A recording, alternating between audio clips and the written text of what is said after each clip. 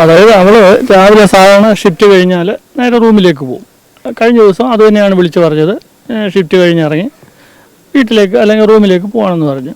പക്ഷേ എങ്കിൽ അവൾ പോകുന്ന വഴിക്ക് റെയിൽവേ ട്രാക്കൊന്നുമില്ല.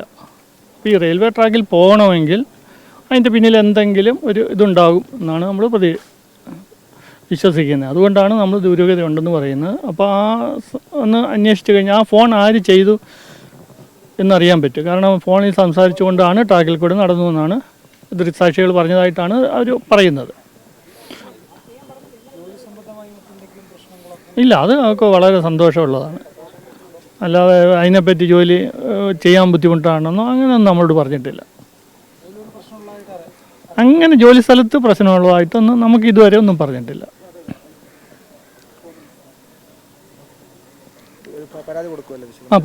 എന്തായാലും അന്വേഷണത്തിൽ പരാതി എടുക്കും. പോലീസിലും കൊടുക്കുന്നുണ്ട്, IBക്കും കൊടുക്കുന്നുണ്ട്. എന്തായാലും ഒരു അന്വേഷണം നടത്തണമല്ലോ.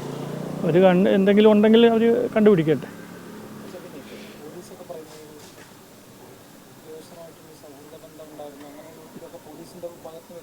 അത് ഇവർ ട്രെയിനിങ്ങിന് പോയപ്പോൾ ഇവരുടെ ബാച്ചിലുള്ള ഒരാളുമായിട്ട് ചെറിയ ഒരു ഇതുണ്ടായിരുന്നു.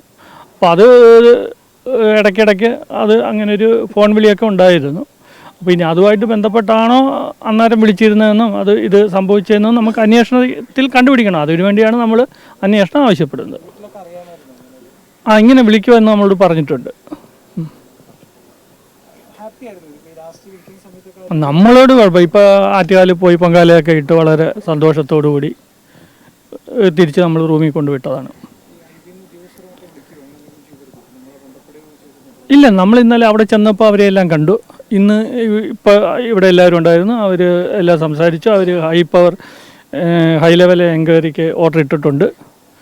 ഇനിയും നമ്മൾ പരാതിയായിട്ട് അങ്ങ് ചെന്നാൽ മതിയെന്ന് പറഞ്ഞു. പരാതി കൊടുക്കണം. നമ്മൾ രേഖാമൂലം പരാതി പോലീസ് സ്റ്റേഷനിൽ IBക്കും കൊടുക്കണം. അപ്പോൾ ഇനി പരാതിയായിട്ട് മുന്നോട്ട് പോകാനാണ് നമ്മുടെ തീരുമാനം.